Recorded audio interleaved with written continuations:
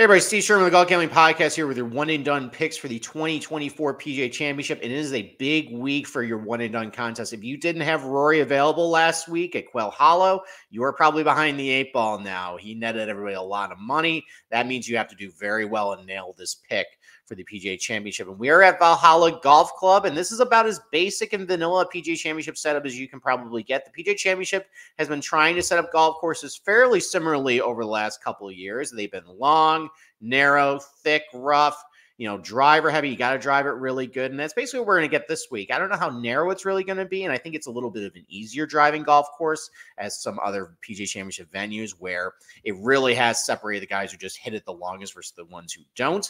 But you have to drive it well this week. The scoring is going to be out there. And if you are not driving it all that good at Valhalla, you're going to lose out on some opportunities to get some birdies and really get some good scores. So I got 5 guys who drive it very well. I also feel like this is a good week to utilize a live player.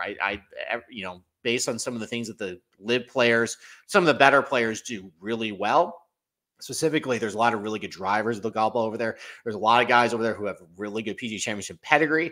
And this is one of your last opportunities to use them in one-and-done contests. I think you have to use a live player this week. But if you don't want to do that, I'll give you a couple other picks with some better options for your one-and-done contest. So let's start with number 5. How about Sepp Straka? Let's go under the radar. Let's try and get a out-of-nowhere PGA Championship winner. And I love Sepp Straka coming into this week. He is in great form right now. Played really well at Harbour Town. Played pretty well at Quail Hollow. That's a really good warm-up to Valhalla. Quail Hollow is a PGA Championship style golf course. Values a lot of similar things at Valhalla. That you can do it well there.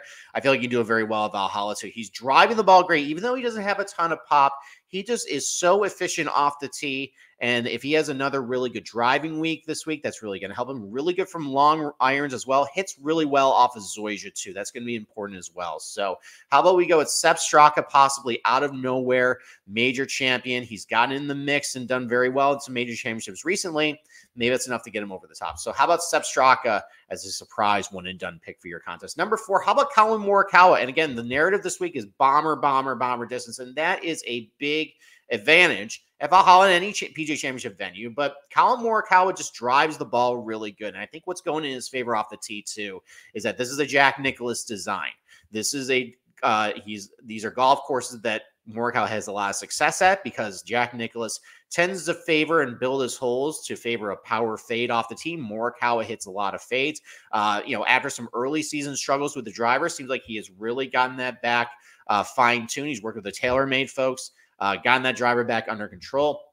I think the one issue, which is surprising with Morikawa, is that he hasn't been hitting his irons all that good, specifically over 200 yards, and that is a little bit of a concern.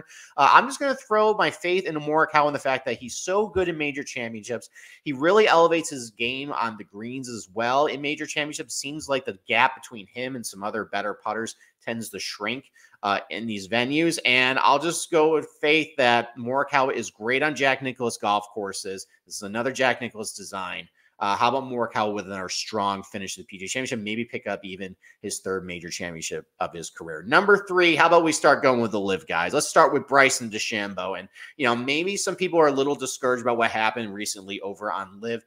Did not play very well down in Australia. Played pretty poorly in Singapore as well. Those golf courses I don't feel like really suited Bryson's game. It didn't really allow him to hit driver a ton there. And that's not going to be the case this week.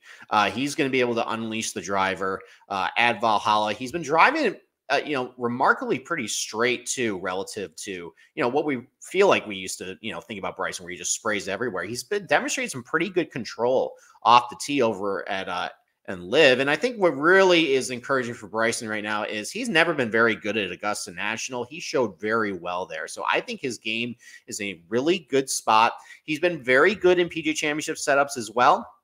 He was in the mix to win at TPC Harding Park, a venue that I think is pretty similar to what we're going to see this week at Valhalla. He was in the mix at Kiowa, but, he had a Sunday implosion, kind of par for the course based on what happened with him in 2021. But he was in the mix at Kiowa. And obviously played very well at Oak Hill last year.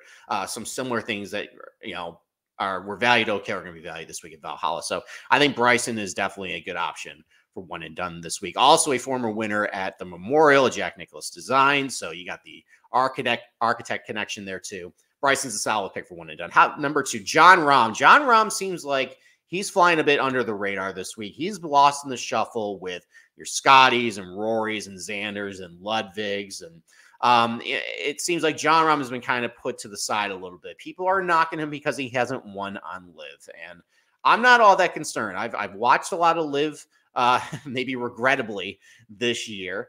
And things just look very solid and steady for Rahm. His game is a very good place. He is driving the ball great. The iron play has been really good. He's been getting up and down pretty well, too. The putter is starting to come around as well. And we mentioned with Morikawa how he's a Jack Nicklaus specialist. Rahm is also very good on Jack Nicklaus designs. Former winner at Memorial, did very well at Sherwood Country Club as well. He's another guy, too, that hits a big power fade off the tee. That is going to suit him well at Valhalla. I saw some of his press conference quotes yesterday. Seems like he's in a pretty calm place, so I like his mentality coming in. And I like the fact he's a bit under the radar this week. I really like Jon Rahm a lot here at Valhalla. Kind of a similar setup of PGA Championships that he did very well was Bellerive a couple of years ago. That's also has similar agronomy as Valhalla with the Zoysia fairways and the bentgrass greens. So I like the fact he showed very well there. I like the state of his game right now. I'm not concerned with the fact he hasn't won on Live yet.